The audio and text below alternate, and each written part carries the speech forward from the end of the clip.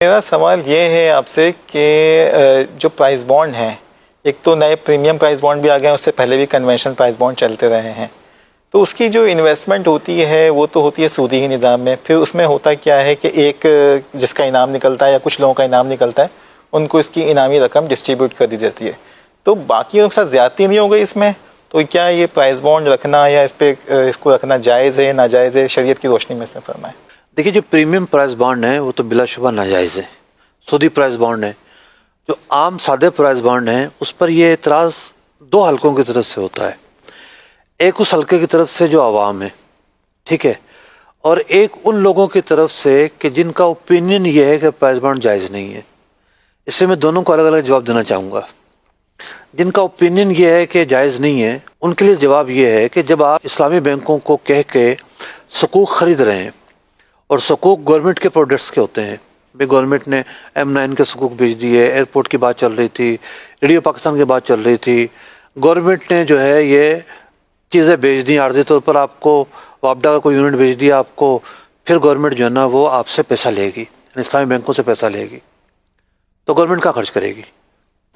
अगर price bond का पैसा कहीं सूद में खर्च होता है तो क्या यहाँ गारंटी है आपके पास कि ये जो पैसा सुकूक की मद में जो इस्लामी बैंकों ने लगाया है तो ये गवर्नमेंट कहीं सूद में खर्च नहीं करेगी?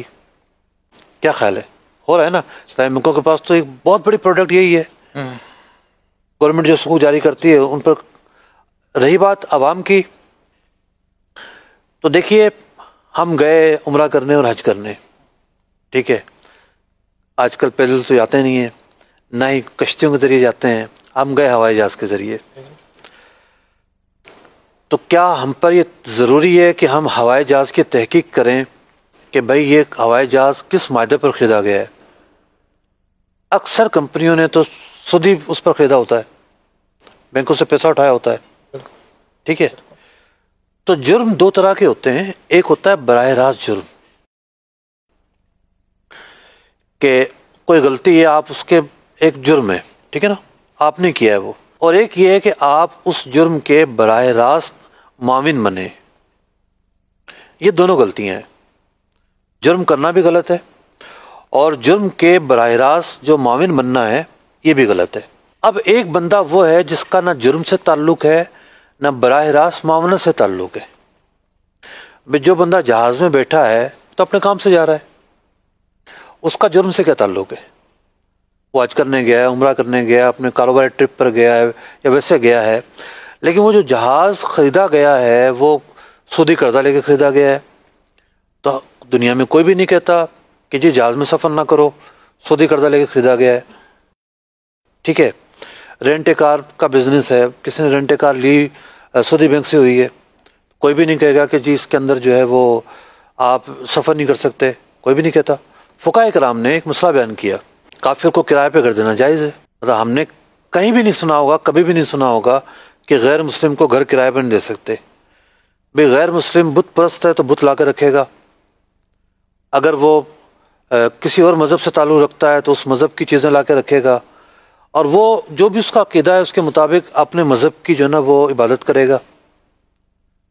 तो अब घर किराए पर दिया मुसलमान ने तो उस पर एक इल्ज़ाम आएगा कि जनाब ये क्या कर दिया इसने, यहाँ तो बुतों की पूजा हो रही है। तो फ़ुक़हा इकराम ने इसका जवाब ये दिया है कि भाई इस बंदे ने घर किराए पर दिया है, इसने इसका वो जो बंदा काम करेगा उससे कोई लेना देना नहीं है, ठीक। अगर इस लेने देने का एतबार मान लिया जाए तो फिर 1400 साल में आज तक किसने फतवा नहीं दिया कि गैर मुस्लिम को घर किराए पर देना जायज़ नहीं है, ठीक। बात यह है कि जो इंस्ट्रूमेंट है ये प्राइस बॉन्ड, ये एक गुड्स की हैसियत रखता है, कोई रसीद नहीं है। ये जिस तरह स्टाम्प पेपर है, हम एज ए इंस्ट्रूमेंट उसको ख़रीदते हैं, माल है वो, डाक का टिकट है। स्टाम्प पेपर गवर्नमेंट क्यों जारी करती है? उसको पैसा चाहिए। एक ही A4 पेपर का जो कागज़ है वही कागज़ 100 रुपये का, वही 500 का, वही 1000 का। डाक का आजकल रवाज कम हो गया, वरना तो पहले तो जब था तो जी चाइना भेजना है तो इतने के टिकट लगाने पड़ेंगे, अमेरिका भेजना तो इतने के लगाने पड़ेंगे। आज भी बाज़ औक़ात होता है कि जी वो जल्दी वाला है तो इतने के टिकट लगेंगे। तो अगर देखा जाए बादियों नज़र में तो गवर्नमेंट को तो रेवेन्यू चाहिए होता है, और वो इसके ज़रिए पैसा ले रही है, लेकिन उसने एक इंस्ट्रूमेंट जारी कर दिया है। टिकट एक माल है, एक उसकी कीमत है, हम वो खरीद रहे हैं। अब ये पैसा गवर्नमेंट कहाँ यूज़ करेगी, कस्टमर का इससे बराह रास्त ताल्लुक नहीं है, बराह रास्त इन्वॉल्वमेंट नहीं है। अगर वो सूद में खर्च करती है तो मुजरिम है। भाई क्या गवर्नमेंट जो है वो फौज को तनख्वाह नहीं देती? क्या गवर्नमेंट सड़कें नहीं बनाती? क्या गवर्नमेंट जो सरकारी मुलाजमीन उनको सैलरी नहीं देती? तो ये कहाँ लिखा हुआ है कि जो गवर्नमेंट के ख़जाने में पैसा जाएगा वो सूद पे लगेगा?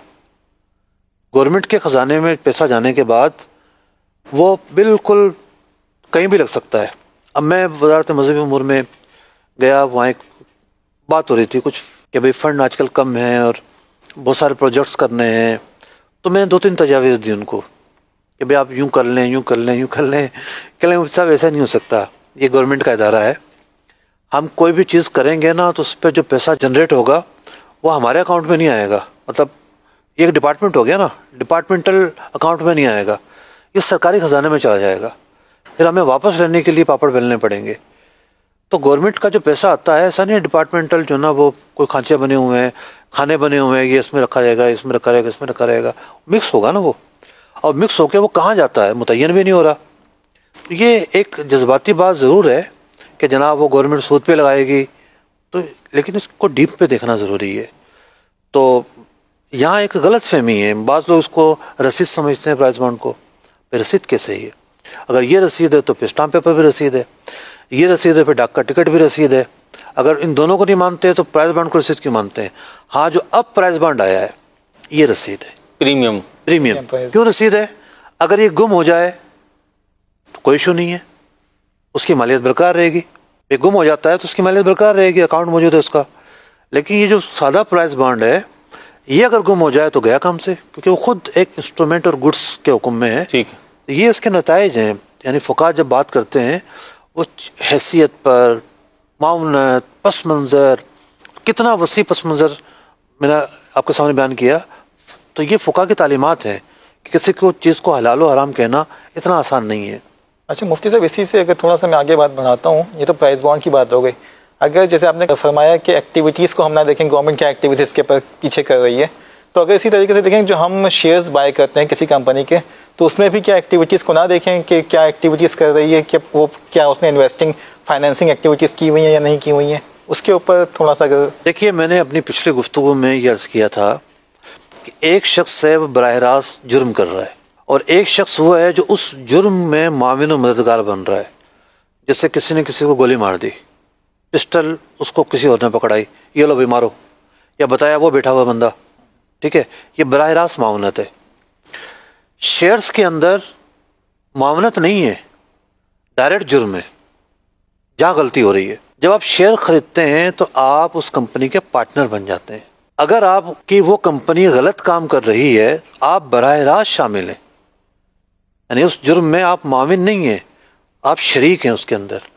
मिसाल के तौर पर आपने सऊदी बैंक का शेयर खरीद लिया, तो उसका आपने शेयर खरीदा है, उसके आप पार्टनर बने। अगर आप उस पूरी कंपनी के 10% खरीद लें तो आप मेंबर भी बन जाएंगे, आपके और इख्तियारात बढ़ जाएंगे। तो इख्तियारात नहीं बढ़ रहे, आपकी आवाज़ नहीं उठ रही, वो एक अलग बात है, लेकिन एज ए स्ट्रक्चर आप देखें तो आप मालिक बन गए ना, पार्टनर बन गए उसके। ये मामला है इसके अंदर। सो क्या इसको यूं कह सकते हैं कि आपकी दोनों बातों से मेरे जहन में आ रहा था, जैसे हम किसी स्टोर में जाते हैं, डिपार्टमेंटल स्टोर पे जाते हैं, तो उस पर प्रोडक्ट्स होती हैं, मुख्तलिफ प्रोडक्ट्स होती हैं और वो जायज़ भी होती हैं, नाजायज़ भी होती हैं। हमने जायज़ लेनी है तो हम जायज़ प्रोडक्ट्स लेकर आ गए, तो अब तो हम उस डिपार्टमेंटल स्टोर में क्या बिक रहा है क्या नहीं बिक रहा ना उसके जवाबदेह हैं, ना हमारे ऊपर पूछना लाजिम है। लेकिन अगर हम उस डिपार्टमेंटल स्टोर के कुछ शेयर्स ले लेते हैं तो अब गोया कि वो जो, और वहाँ शराब बिक रही है जी, वहाँ पे ठीक है, शराब बिक मिसाल के तौर पर, जी जी, तो जाहिर बात है जब हमें पता है शराब बिकती है तो हम उसी का नफा तो हासिल करेंगे। ठीक है, शेयर जब बढ़ेगा, बढ़ने का क्या मतलब है, ठीक है, कंपनी का कारोबार ज्यादा हो गया, सही है, उसकी गुडविल बढ़ गई, ठीक है, ठीक है, दोनों तरीके हैं जी, तो उसके प्रॉफिट से हम अर्निंग करेंगे ना, ठीक, तो इस वजह से हम मुजरिम है। ठीक है, फिर ये बात, हाँ मिसाल तो ठीक है, ठीक है जी।